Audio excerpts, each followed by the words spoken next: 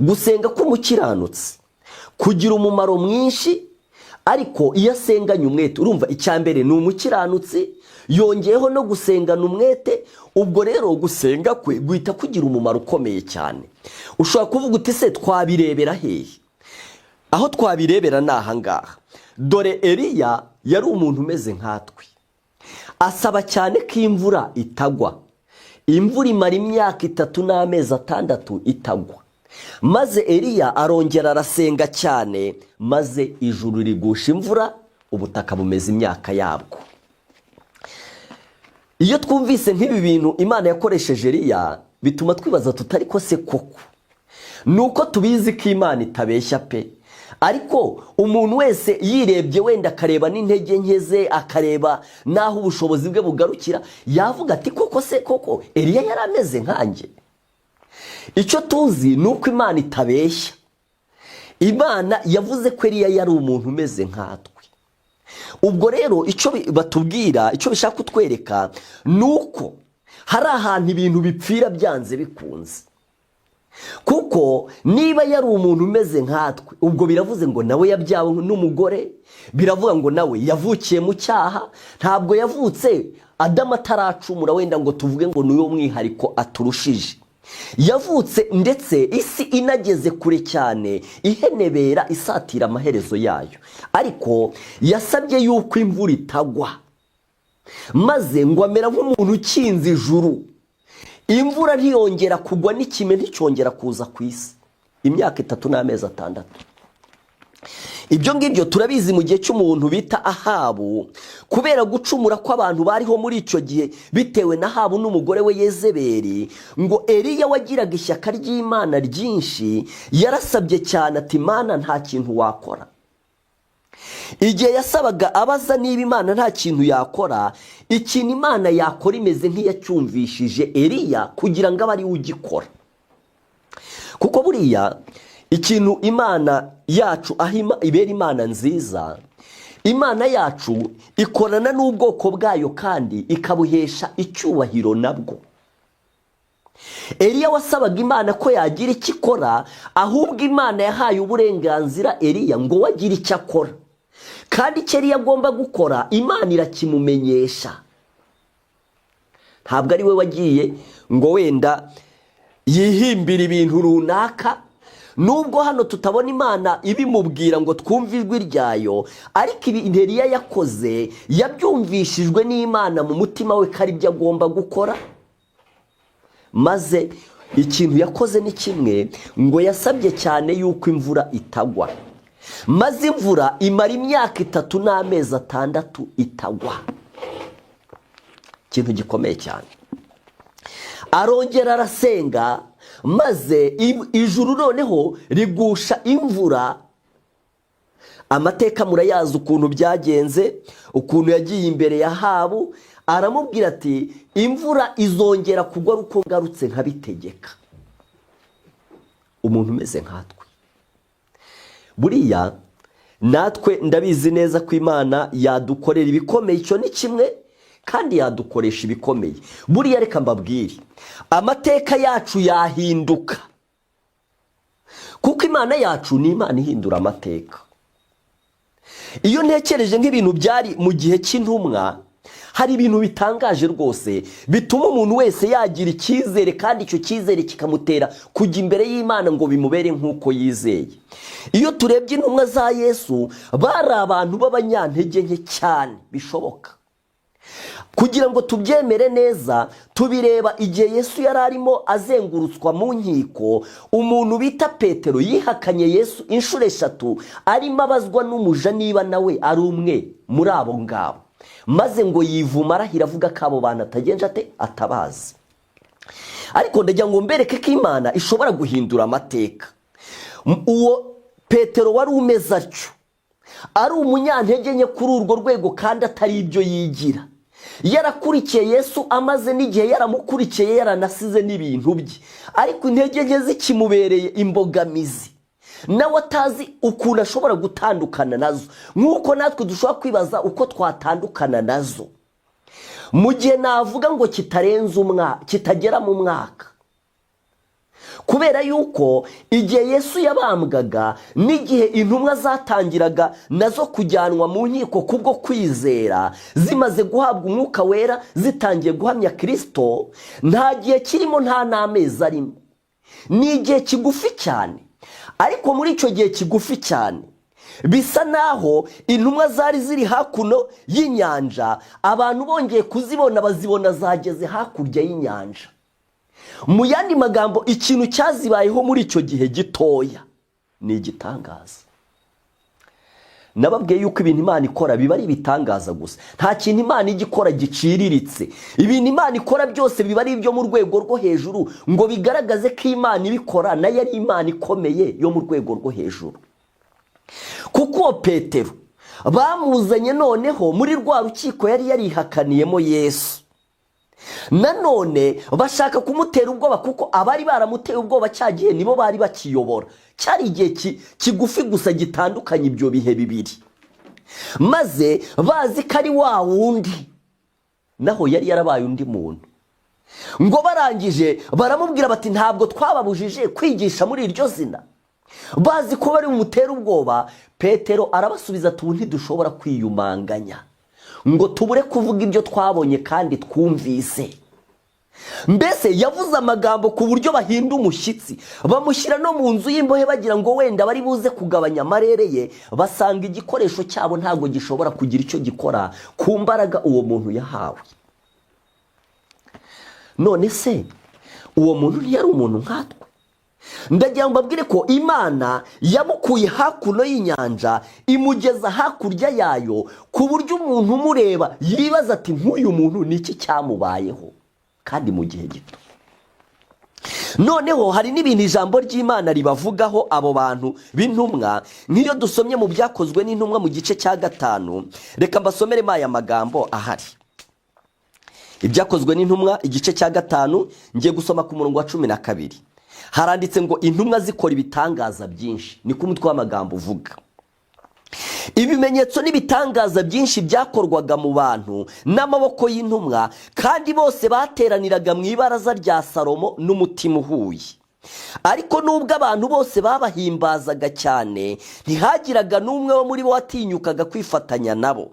Nyamara abizeye umwami Yesu bakomeza kubongerwaho abantu benshi b'abagabo n'abagore, byatumaga bazana abarwayi mu nzira bakabashyira ku mariri no mu ngobyi, kugira ngo Petero nahanyura nibura igicucu cye kigere kuri bamwe.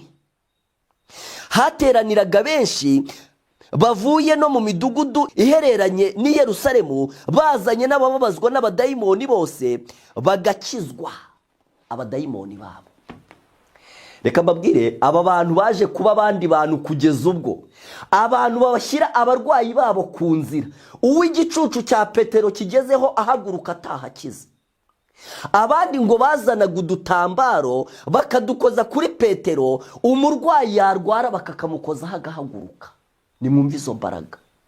Byabaga bimeze nk'aho Yesu n'abigishwa be ntaho batandukaniye. Bya bindi Yesu yari yaravuze ngo muzakora n'ibiruta ibyo nkora, byari byarabasohoreyeho.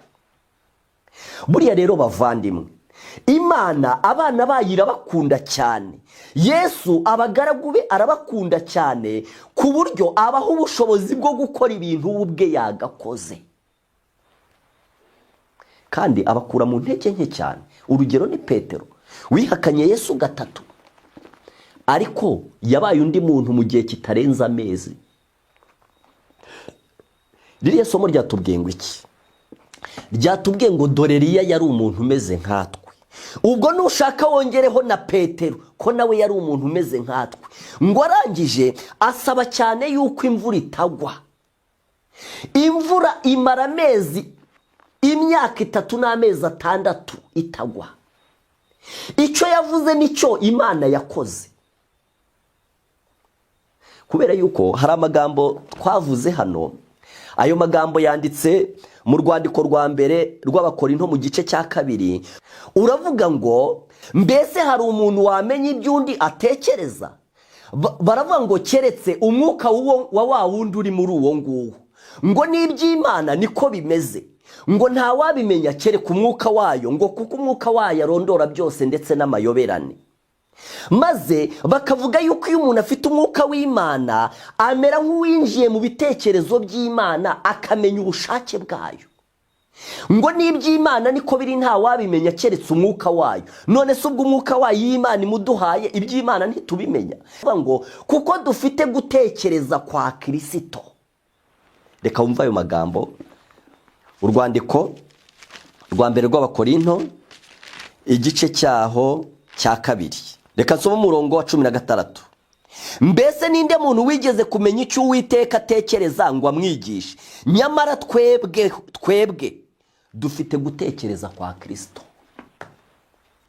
Nababwiye ko ahantu Imana igeze ubwoko bwayo, Imana igeze ubwoko bwayo ku bushobozi bwose. Hari n'amagambo avuga ngo ntabwo Imana ari igenera urugero abantu bagomba kugeraho n'urwo batarenga, ngo abantu nibo bitangira bakanyurwa n'umurongo wo hasi. Rero Eliya yari umuntu umeze nkatwe bavandimwe, asaba cyane ko imvura itagwa, maze imvura imara imyaka 3 n'amezi 6 itagwa. Ushobora kwibaza ngo niki gituma ibi bintu bidashoboka? Kuko ijambo ry'Imana rivuga yuko n'uyu mwuka wera nk'uyu wakoresheje intumwa zigakora biriya bintu, abantu bakarambika abarwayi babo ku mariri, maze ab'igicucu kigezeho bagakira, ngo mu minsi y'imperuka bwo bizaba binikubye inshuro nyinshi. Ariko kuki uyu munsi ibi bintu bitarasohora? Ikintu cya mbere batubwiye hariya, batubwiye ngo gusenga k'umukiranutsi kugira umumaro mwinshi iyo asenganye umwete.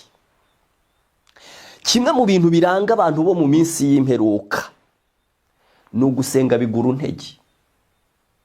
Ikintu bita gusenga bigura intege ni ikintu kirawodokiya mu buryo bukomeye cyane, kubera yuko muri iki gihe cy'imperuka abantu bikoreye imitwaro n'imizigo myinshi cyane.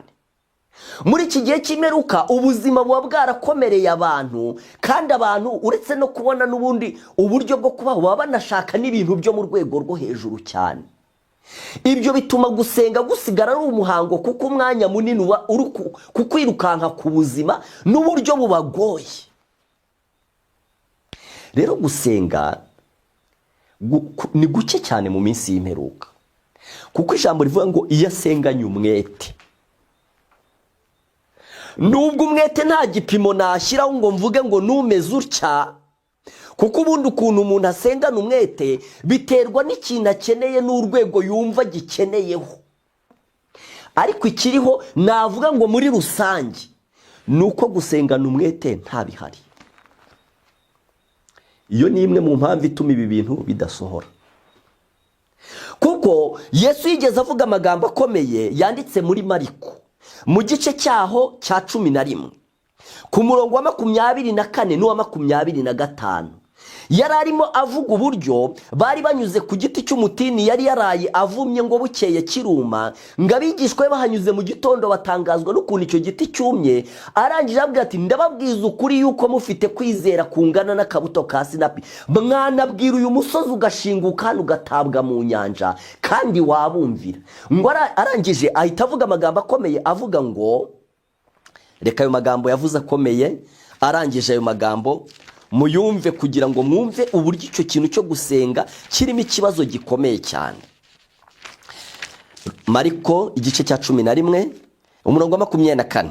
Yari amaze kuvuga ibyo ngibyo by'ukuntu abantu babwira umusozi ugashinguka ugatabwa mu nyanja. 24 aravuga ngo nicyo gitumye mbabwira nti ibyo musaba byose mubishyizeho umutima, mwizere yuko mubihawe kandi muzabibona. Ikintu gikomeye. Ubu hano hari amahame 2 nsomye. Ayo mahame 2 bavuze ku gusenga arakomeye. Ihame rya mbere riravuga ngo gusenga k'umukiranutsi kugira umumaro mwinshi iyo asenganye umwete. Iryo ni ihame rya mbere. Iyo umuntu asenganye umwete atandukana n'udasengana umwete. Gusenga k'umukiranutsi kugira umumaro mwinshi iyo asenganye umwete. Iryo ni ihame mu gusenga kugira ngo tugere ku bintu bikomeye nka biriya Imana yagiye igezaho abantu bayo. Irindi hame rya kabiri nsomye hano riravuze ngo nicyo gitumye mbabwira ni ibyo musaba byose mubishyizeho umutima. Iryo ni irindi hame. Ibyo musaba mubishyizeho umutima. Urumva kugira ngo umuntu ikintu agishyireho umutima ni bya bintu byo kuba atikoreye imitwaro myinshi, kandi koko nuko kuntu kuba kimubabaje nako agufite. Ibyo musaba mubishyizeho umutima bavandimwe. Reka mbabwire, bitinde bitebuka amahame y'ijambo ry'Imana kugira ngo tugere ku byangombwa Imana idusaba, tugomba kuyuzuza kandi tugomba kuyumva. Nk'ubu rugero, tugomba kumva ubukene dufite turebye uburyo ijambo ry'Imana ritubwira ngo umuntu yari ameze nkatwe, ariko ukisuzuma ukabona rwose pe wasanga Imana nayo yarize kubeshya. Wirebye ukavuga koko yari ameze nkatwe koko. Reka mbabwire, wari uzi ko Imana ishaka gukorera abantu bayo ibintu kugeza ubwo nubwo utakora ibi ngibi nsomye aha, nk'ibyo byo gusenga wenda imvura igahagarara, nk'ibyo byo gusenga abarwayi ukabarambikaho ibiganza bagakira, nubwo utakora nk'ibyo, ariko umuntu wese agomba kugira ibintu akora abantu bigaragara ko ari ibitangaza. Hari amagambo nasomye barimo bavuga ku muntu bita Yohana. Yohana ngo ntabwo yigeze ahabwa gukiza abarwayi, nta nubwo yigeze ahabwa guhagarika wenda imvura nka Eliya, nta nubwo yigeze ahabwa kurambika inkoni hejuru y'amazi nka Mose ngo inyanja itandukane, ariko nawe yahawe ikintu gikomeye cyane ku buryo ngo abantu bariho mu gihe cye, oya ngo baravuze bati uyu muntu ibintu byose yavuze kuri Yesu byarasohoye. Nicyo cyatumye mu rwandiko Pawulo yandikiye Abakorinto mu gice cya 12 harimo amagambo avuga ngo umuntu wese agahabwa ikimwerekana h'umwuka kugira ngo abantu bakizwe. Burereka mbabwire, umuntu wese agomba guhabwa ikintu kimwerekanaho ko afite umwuka wera, kandi nta kigomba kuba kirusha ikindi imbaraga, byose bigomba kuba binganya imbaraga. Ikindi, nta muntu buriya muri gahunda y'ibintu by'Imana, nta muntu w'Imana ujya wigana ikintu cy'undi muntu w'Imana. Buri muntu w'Imana wese aba afite ikintu cye cya originali. Imana yacu iratangaje. Imana ifite ibintu byinshi cyane ku buryo si ngombwa yuko ibintu byayo ihuye nguye iki ngiki nginagihuriya. Buri wese igomba kumuhiye icye, kuko umuntu wese agomba kugira originalite, kandi umuntu wese agomba kugira ikintu ahabwa kimwerekanaho umwuka wera. Uwo dushobora kubona muri Bibiliya wagira ngo nta bitangaza yakoze ni Yohana Umubatiza banaciye igihanga, ariko yari afite ikimwerekanaho umwuka gikomeye gihambaye ku buryo abantu bamubonye baravuze batumva. Nk'ubu rugero, Yohana yabaga afite ijwi avuga ari kuri Yorodani rigasanga abantu muri za kilometero na za kilometero, zigahindisha umushyitsi umuntu urwego rwose yaba ariho nubwo yaba ari umusirikare, ku buryo abo bantu bahitaga bamenya yuko iryo jwi atari irye gusa. Nta muntu utagomba guhabwa ikintu kimwerekanaho umwuka, reka da. Kandi buri muntu wese ikintu ahabwa kiba ari originali. Nk'ubu hari abantu bajya bantangaza bakavuga ngo barimo barasengera ngo kuvuga izindi ndimi, ngo kubera ngo kw'Imana ngo ku munsi wa Pentecote ngo yatanze impano yo kuvuga indimi. Ukibaza impamvu badasengera guhagarika inyanja ngo icikemo kabiri kandi Mose yarabikoze, cyangwa guhagarika imvura kandi Eliya yarabikoze. Ariko reka mbabwire, Imana yacu ikora ibintu ngo biremwa ako kanya, biba bitari biriho originali. Buri wese ikamuha ikintu kimwerekanaho umwuka. Twebwe izi kondisiyo ebyiri zirakomeye cyane. Kimwe mu bintu bituma uyu munsi Imana itaduha ibitangaza ngo tubikore, kimwe muri byo ni uburyo tukiri abantu bo hasi cyane mu kuyoboka Imana, kugeza ubwo ubu twebwe tubikoze ariyo mpamvu uku gusenga tugomba gusenga gukomeye, nuko kugira ngo tubanze wa musozi bagereranyije ngo na kamere dushobora gusenga igashinguka ikajugunywa, ibanze ishinguke. Imana ibone dukoresha ibintu by'ibitangaza bikomeye bitari butugushe. Ariko umuntu wese agomba guhabwa ikintu kimwerekanaho umwuka w'Imana. None isomo ryatubwiye ngo dore Eliya yari umuntu umeze nkatwe, asaba cyane ko imvura itagwa. Imvura imara imyaka 3 n'amezi 6 itagwa. Pawulo we yaranditse mu Bagalatiya mu gice cya 4 ku murongo wa 12 avuga ngo mumere nkanjye kuko nanjye meze nkamwe. Niko iryo somo rivuga, ngo mumere nkanjye kuko nanjye meze nkamwe. Mbese ubwo yaravuze iki? Kuvuga ngo nanjye meze nkamwe, yaravuze ngo nanjye nambaye umubiri n'amaraso. Ariko kuvuga ngo ni mumere nkanjye ni urwego rwo hejuru n'umutambiko hejuru ariho aduhamagarira kugeraho, kuko nawe si marayika wavuye mu ijuru, nawe ni umuntu. None se sinabasomeye amagambo muri ibi byigisho yanditse mu cyigisho cyitwa icyigisho cyo ku musozi mu bifuzwe byose, igihe bavugaga ngo namwe mwe mukiranutse nk'uko so mu ijuru akiranuka. Basobanuye amagambo baravuga ngo urugero ruhanitse Imana ishaka ko ubwoko bwayo bugeraho ni ugusa na Kristo.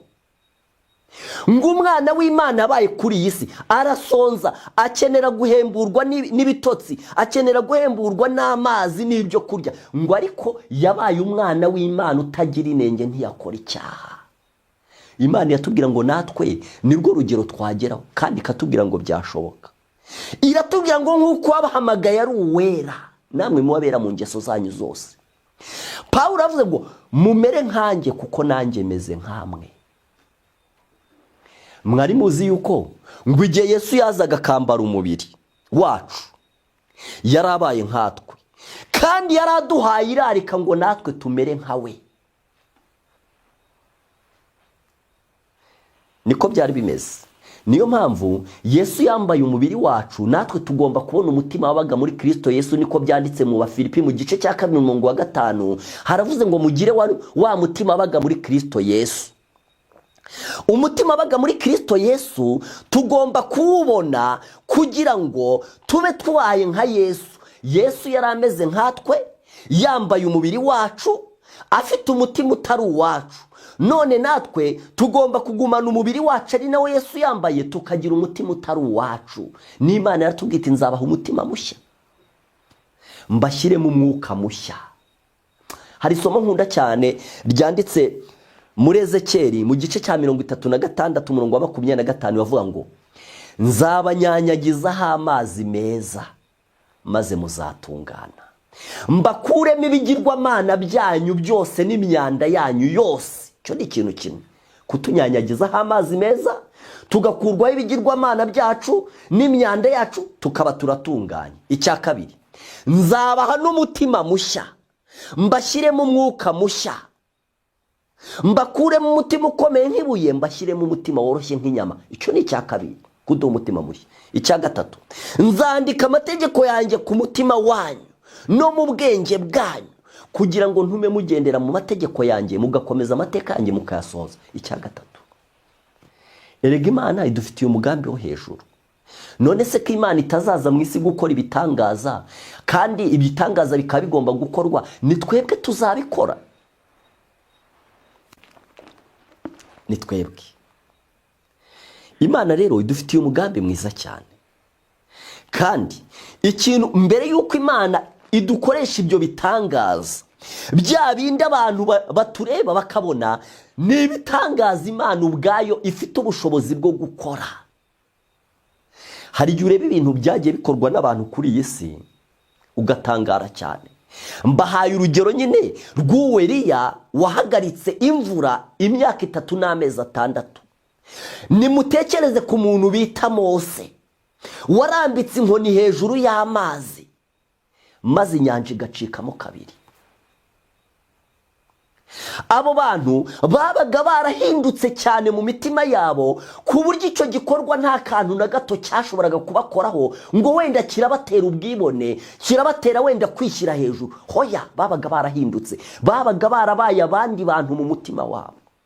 Ariko mu minsi y'imperuka, ariko ndabizi neza ko uwo mugambi w'Imana uzasohora, yaba wo gutunganya abantu ikabageza kuri urwo rugero ugomba gusohora, yaba n'uwo kubakoresha ibintu bitangaje, kuko ntabwo iki gihe ari cyo kizakorwamo ibintu biciriritse ukigereranyije na kiriya gihe cyo mu gihe cy'intumwa. Oya, hari ibintu bavuze ku muntu bita Yosuwa mu gitabo cya Yosuwa mu gice cya 10, igihe ngo yari arimo arwana n'amami 5, ngo yarategetse ngo zuba hagarara kuri Gibeyoni, nawe kwezi hagarara kuri Areyoni, maze ngo izuba n'ukwezi birahagarara, maze ngo arabanza abo banzi be bose bararimburwa, arabihagarika birahagarara. Umuntu umeze nkatwe. Ariko reka mbasomere ibintu bamuvugaho uwo muntu wakoze ibyo bintu, mwumve ko rwose Imana idufitiye umugambi kandi natwe tugomba kwifatanya n'Imana muri uwo mugambi.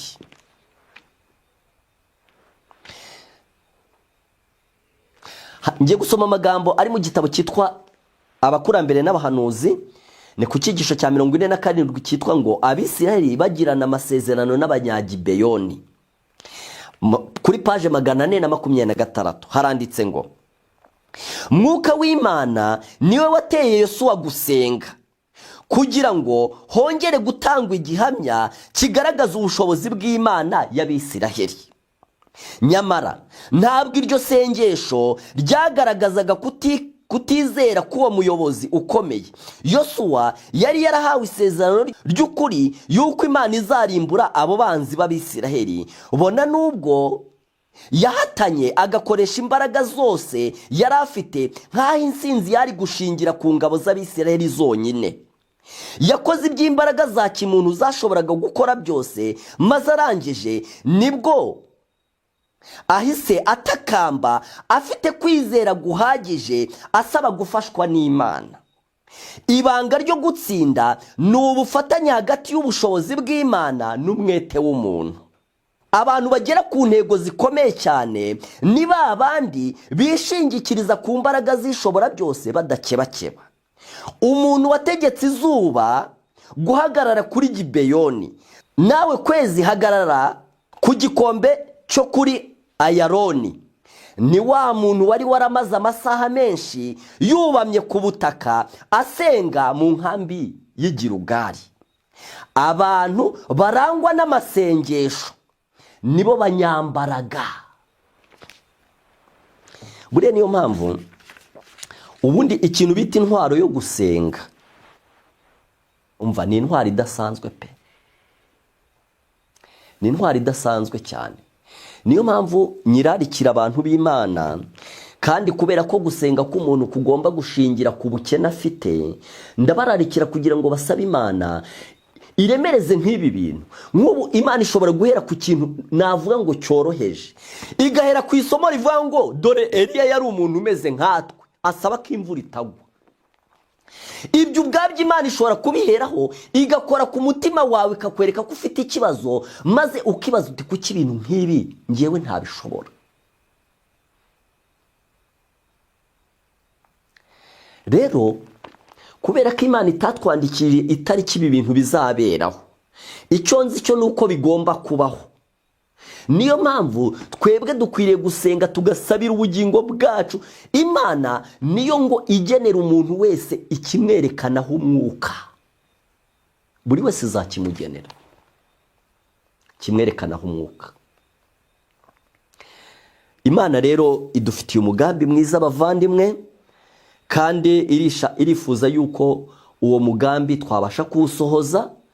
Kandi kugira ngo tuwusohoze nuko tugomba kuba twumva ubukene bwacu, kandi dusaba Imana cyane kugira ngo igire ikintu ikorera ubugingo bwacu, ibukure mu ntege nkeya, ibwirukanemo icyaha, cya kindi Imana itabona aho ihera ngo idukoreshe ibintu bikomeye ku bw'icyo cyaha, kuko byahita biturimbuzaho kugira ngo bidukize. Kuko njya mbireba, namwe mujye mubireba, urebe ukuntu rwose pe.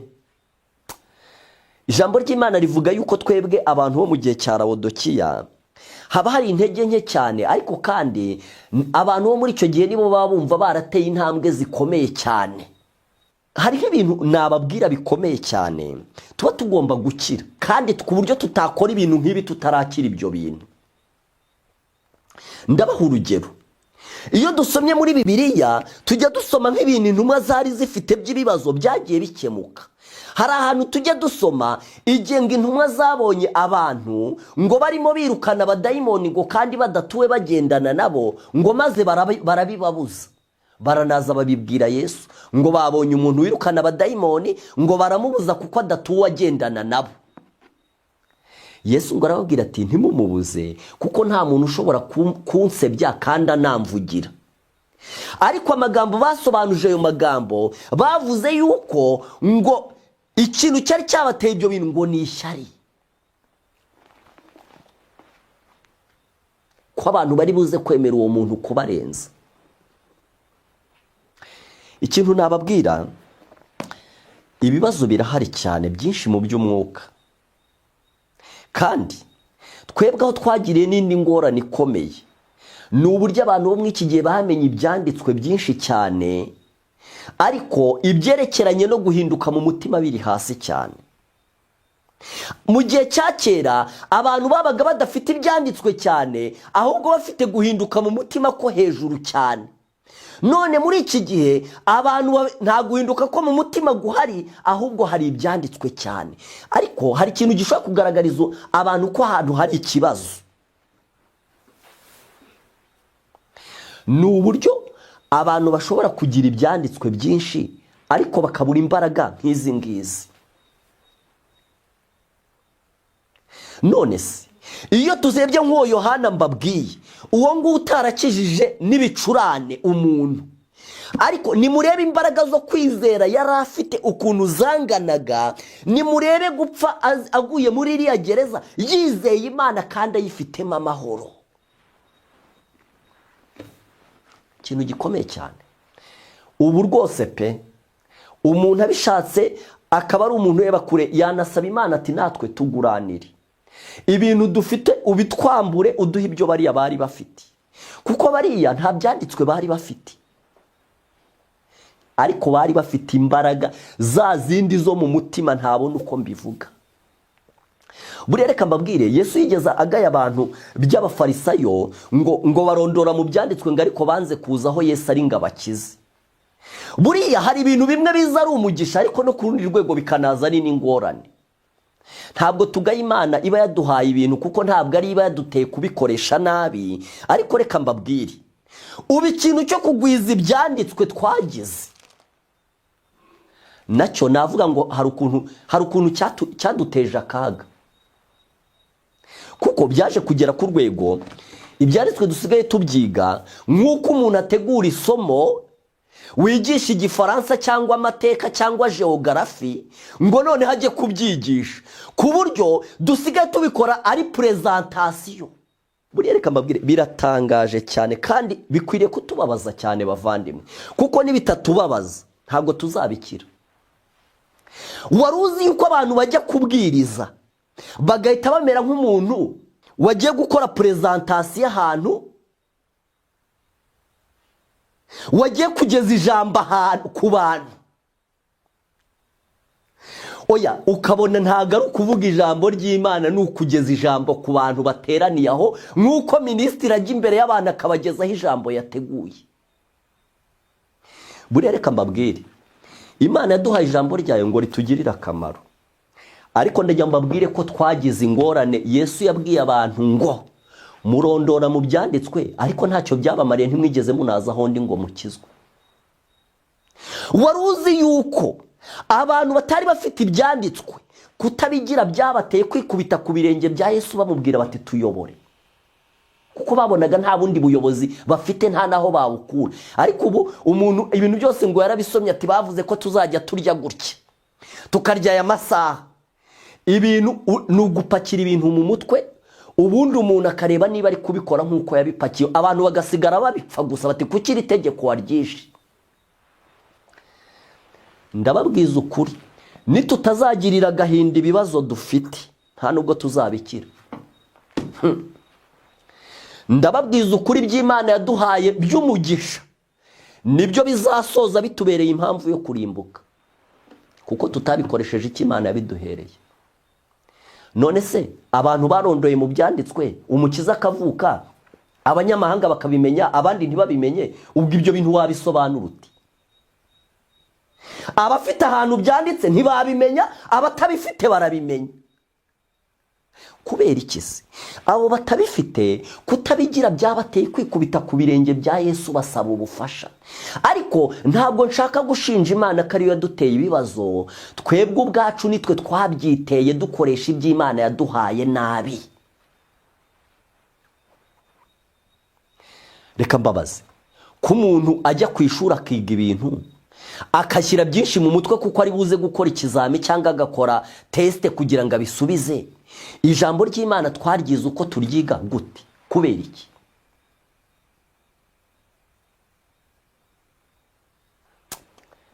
Dukwiriye kubabara cyane, kuko nitutababara dukwiriye kugira agahinda. Kera umuntu yumvaga isomo rikamutera agahinda kuko ntiyabaga yigishijwe ibintu byinshi, nta nubwo ayo masomo yabaga anasobanutse cyane, kuko ukuyasobanura ibiyasobanura byari bitaraboneka. Ariko nk'ubu ashobora kwiga isomo rivuga ngo dore Eliya yari umuntu umeze nkatwe, oya ukumva utashye ubabaye gusa, kumva kandi ibyo bintu birakubeshyera ntabwo umeze nka Eliya. Ariko Eliya yari umuntu umeze nkatwe, ariko twebwe ntabwo tumeze nka Eliya.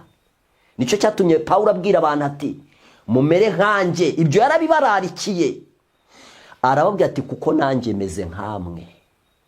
Kuba ameze nkabo byari ihame, ariko kuba bo bameze nkabo ntabwo byari ihame, ahubwo yarabibasabaga. Reka iryo somo ariko ndisome.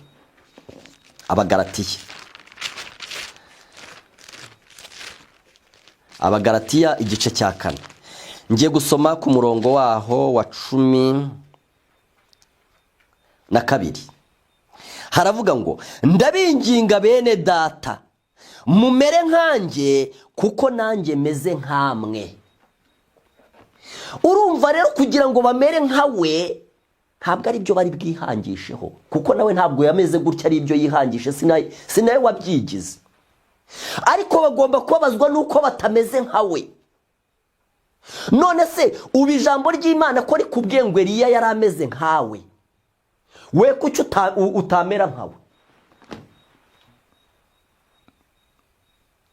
Nawe yabyawe n'umugore ameze nkawe, ariko se kuki utatera intambwe ngo nawe umere nkawe? Wameze nkawe, ariko we ntumeze nkawe kuko n'ibyo akora ntiwabishobora. Kandi ibyo bikwiriye kukubabaza ko utameze nkawe. Yesu yabaye nkatwe, yambara umubiri, ahita turarikira natwe kumera nkawe. Ugomba kubabazwa ko utameze nkawe. None se niki wabuze Imana itanga ngo ukishinje kiguhe wa mugani wa rya somo ngo mbese niki nagombaga gukora ntakoze? Ahubwo ibintu byinshi Imana yaduhaye byaduteye umurengwe, maze duhita dutangira gushakisha uburyo umuntu icyo arusha abandi ari ukumenya byinshi no kubifata mu mutwe, ku buryo ujya kubwiriza ijambo ry'Imana ukaba ugiye gukora presentation. Nshuti yanjye, ijambo ry'Imana presentation ikorwa na minisitiri agiye kubwira abantu ibintu atari bwirirwa basaba agakiza.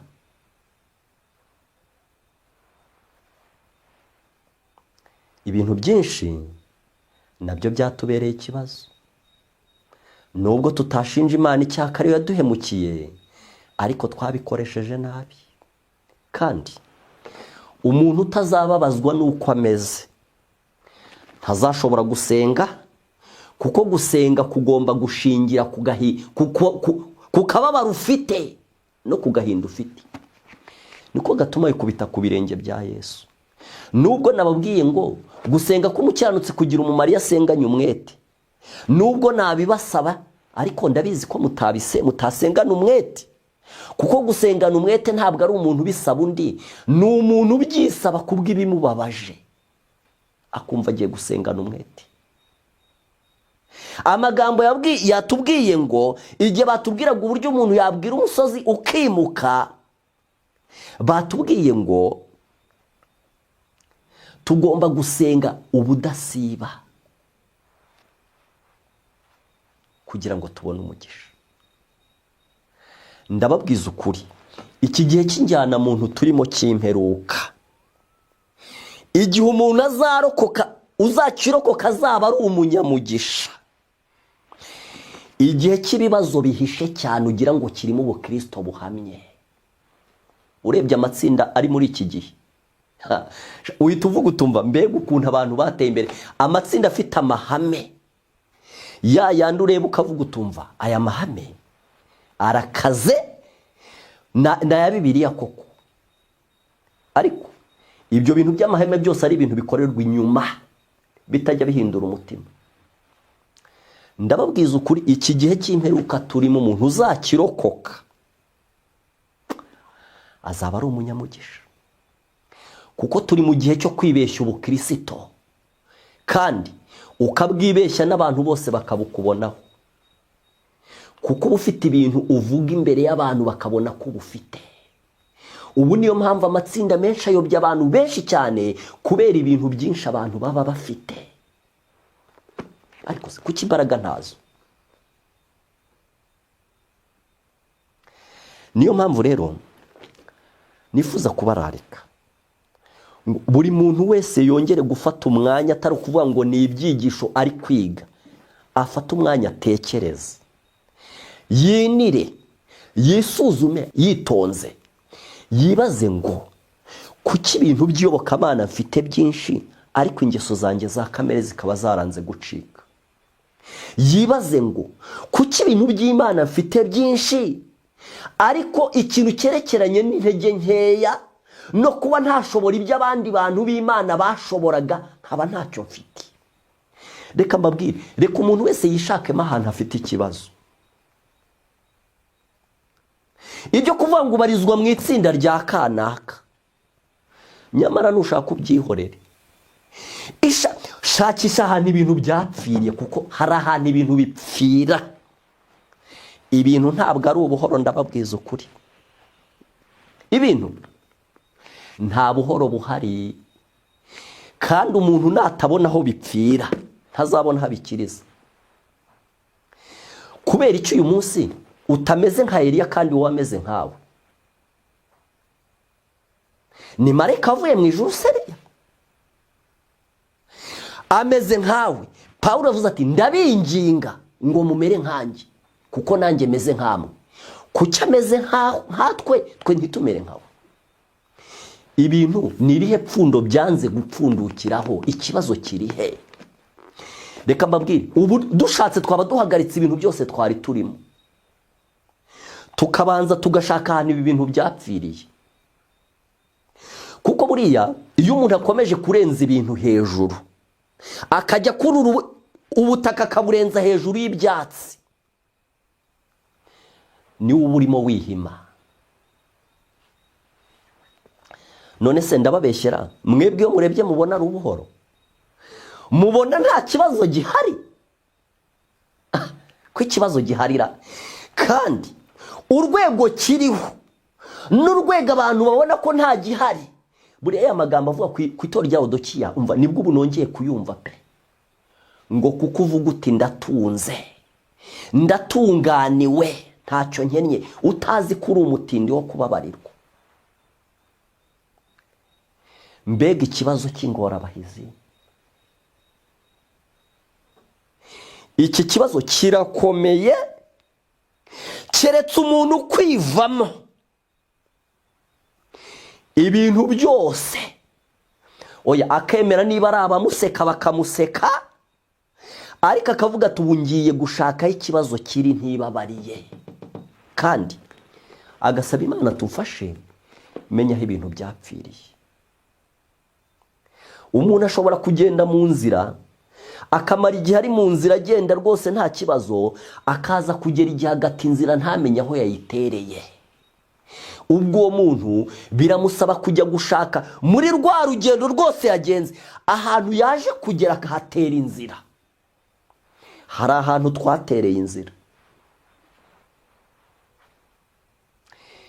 Nababwiye icyigisho cyitwa umwijima uburyo uzabundikira isi. Ubu ndagira ngo mbabwire yuko iyi mperuka turimo, ushatse wayivugamo amagambo Yesu yavuze avuga ngo mbese umwana w'umuntu ntazasanga kwizera kukiri mu isi, cyangwa azasanga abantu bose barataye inzira kandi bose biyita abakristo, barimo bahatana bemezanya buri wese abona ko ari we mukristo nyakuri. Ndumva niyongereye ikindi kintu cyo kuba naba ncecetse pe. Mu mutima wanjye niyumvisemo ikintu cyo kuba ncecetse, kandi nakiyumvisemo kugira ngo ngire ikintu nabona kiva ku Mana, kuko nabonye iyo mitwaro ibiri yombi ntashobora kuyikorera ngo nyishobore. Uwo gukomeza kujya kuvuga n'uwo kurwana n'ikibazo cyanjye, yose nabonye iremereye, bityo mba mpagaritse umwe. Ariko nubwo ibi byigisha Imana yanyemeje kubikora, ariko nagira inama abantu yuko aho kwiruka cyane, wagenda gakeya ukabanza ukareba niba inzira wirukamo ari y'ukuri. Hari ibintu bijya bintangaza. Ibaze nk'umuntu yabwiye abantu ati njyewe ndi pasitoro, ndi umuntu rwose uzi iyo byobokamana, ejo abo bantu yiyemeyeho bakazamubona yikoreye wa mugani w'ijambo ry'Imana ibitabo bye arimo ajya igihenomu, ngo ni ukwihagararaho da. Njya ndeba uburyo abantu baba barijeje abantu ibitangaza. Uza abantu bo mu yandi madini, umuntu akakwereka ko rwose pe ibi narimo abizi neza, ariko se buriya icyiza wakwemera abantu bakaguseka bakanagusuzugura ko ntacyo uri cyo n'iby'Imana utabizi, ariko aho kugira ngo bazakubone ku munota wa nyuma bibaza ati se nawe kandi ugiye muri hariya niho nawe ushoreje. Bari bazi kuri igitangaza n'igihangange. Kubera rero ko ibi bintu byo mu gihe cyacu birimo ikibazo, reka twongere dushakane ikibazo kiri. Kandi mwebwe abantu birirwa bazenguruka mu matsinda ava muri rimwe ajya mu rindi, wajya ukicasa ugashaka ahantu ibintu bipfira. Kuko buriya hari n'ikintu abantu bagomba gukora. Umuntu agomba kwibaza ngo ngiye gufata umwanya nikorere evaluation, igenzura, ndebe igihe maze niruka, ndebe intambwe nateye izanywe nuko kwiruka mu bintu runaka. Kuko buriya naje kubona impamvu ituma abantu badatera intambwe. Buriya abantu ntibigenzura. Nk'ubu ushobora gufata umwaka uzenguruka mu matsinda, warangiza aho kugira ngo ufate uwa kabiri ukavuga ariko reka ndebe ikintu nakuye muri uyu mwaka. None se wigenzuye ibintu ugasanga wabikuyemo igihombo, wabigumamo, ariko umuntu ahita abifungiramo, ntirirwa yigenzura, cyangwa aravuga ati buriya ririya ryari ryarayobye reka njye muri iri. Igende se gutyo se kizashirana abantu. None se iyo bavuga ngo abantu bazasenga imbabazi zirangiye, ngo kugeza ubwo Yesu yifuza kwinjira mu cyumba cyahera cyane ngo abakire, abo bantu zizaba zirangiye bari abaza bari muri ibyo bintu bazengurukamo batisuzuma. Umwaka umuntu akawumara azenguruka mu bintu, yarangiza ntanareba intambwe yateye muri uwo mwaka, ibyo bintu intambwe byamugejejeho. Reka mbabwize ukuri, ugomba kumenya uti ndagenda cyangwa singenda. Ugomba kumenya uti nk'ubu reka mbabwire, nturebe igihe namaze ntabwiriza mpagaze. Ngomba kumenya ngo byamariye iki, nabikuyemo iki. Iryo genzura ntarikoze mba mfite ikibazo. None rero ndabararika kugira ngo twumve amagambo umugaragu w'Imana yatubwiye ngo gusenga k'umukiranutsi kugira umumaro mwinshi iyo asenganye umwete. Mbese hari umuntu waba avuga uti ngiye kugenda nanjye nsaba Imana inyongerera umwete maze nanjye mbashe kugira ikintu nayikuraho? Ubu se ntiyabwira Imana ati Imana ntirobanura ku butoni pe, kandi nanjye irashaka kumpa umugisha, irashaka no kunkorera ibintu by'ibitangaza bikomeye cyane, ndetse irashaka no kunkoresha ibikomeye cyane, kuko Imana yacu itajya ikora ibintu biciriritse, bikomeye gusa. Kandi buri wese imukoresha icya original. Mbabazi, hari umuntu muri Bibiliya muzi wasubiyemo ikintu undi yakoze? Buri wese akora original, ikiremwa ako kanya gishyashya. Imana izakuzana ikintu utigeze wumva n'undi muntu. Imana izaguha ikintu kikwerekanaho umwuka. Reka nkubwire, nutanakora ikigaragarira amaso ngo ukize umurwayi cyangwa uhumure impumyi cyangwa ukora ibiki, Imana ntishobora kukureka itaguhaye ikintu kikugaragazaho umwuka. Ikintu kigaragaza ko ufite umwuka w'Imana kigomba kukugaragaraho.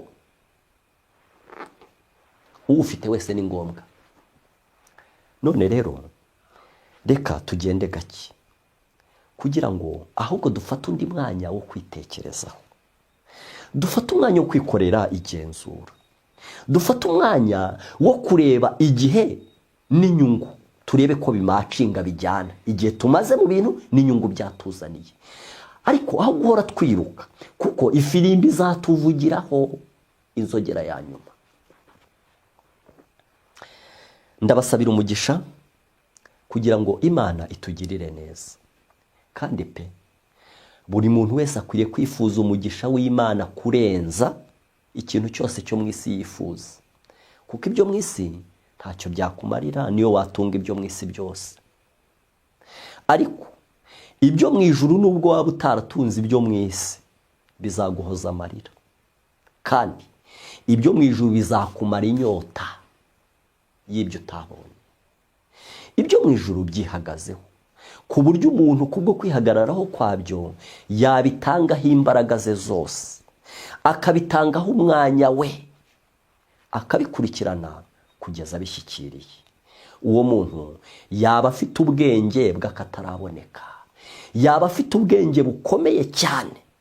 Ndabifuriza kugira ubwenge bavandimwe, ubwenge bwo gushyira ibiryoshye mu cyimbo cyabyo no gushyira ibisharira mu cyimbo cyabyo. Reka tugire ubwenge bwo mu ijuru, butari bwa bundi bwo mu isi bw'abadayimoni bw'inyamaswa abantu. Ubwenge bwo mu ijuru bwo kwirukanka ku kintu gifite agaciro, ibindi byose bidafite agaciro ukabyihorera, icyo gifite agaciro kikazariha bya bindi utabonye. Reka mbifuriza ubwo bwenge buva mu ijuru. Nubwo waba nta muntu n'umwe wabwirije, aho kubabwiriza bakazakubona wewe wababwirije ubatanze kurimbuka, wazabwira Imana ati Imana, kutabwiriza si ukwanga umurimo wawe, mfite ibibazo bikomeye.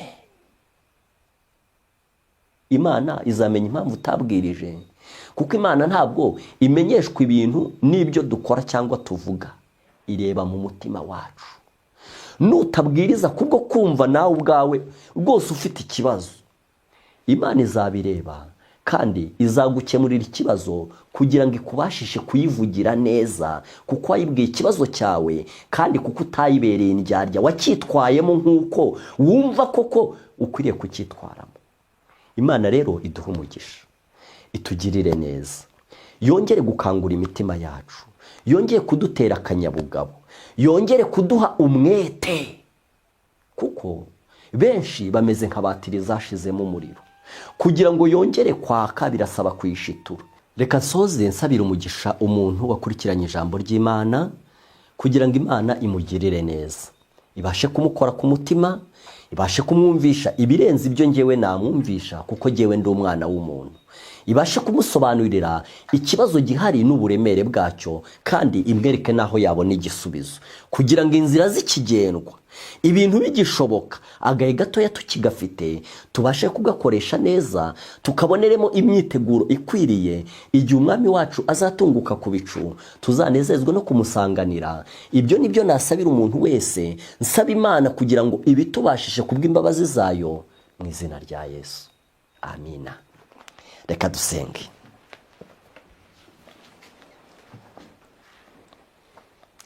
Imana yacu idukunda, Imana ikiranukira kudukiza, nyir'ubushobozi bwose kandi nyir'ububasha, turagushimye. Abana bawe tunejejwe no kwicishiriza bugufi kugushima kubwo kugira neza kwawe.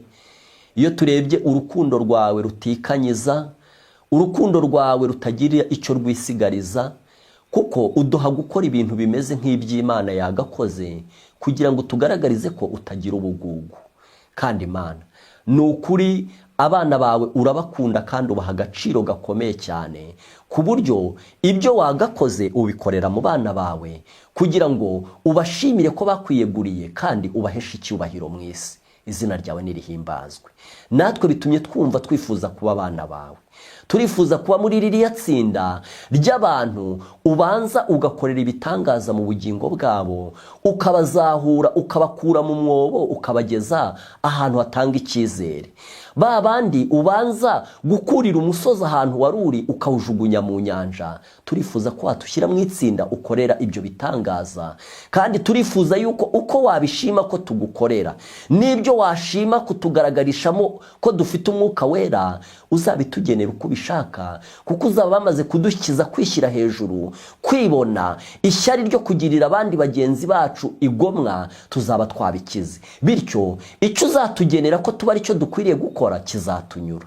Reka udukize ukurikije uko ubwawe ugomba gukiza, kuko ugomba kubanza gukiza imitima yacu, maze noneho ukaduha umurimo wo kukunga n'abandi. Turagusabye ngo tubashishe, uduhe umwuka wera wo kumenya ibibazo byacu no kumenya uko twabona ibisubizo, kugira ngo tutazakorwa n'isoni igihe uzaba ugarutse, ahubwo tuzanezezwe no kugusanganira. Turagusabye ngo iby'ingenzi byatugirira umumaro kandi byazatuma tukubona, ubiduhane n'abagukunda bose, tubigusabye mu izina rya Yesu, amina.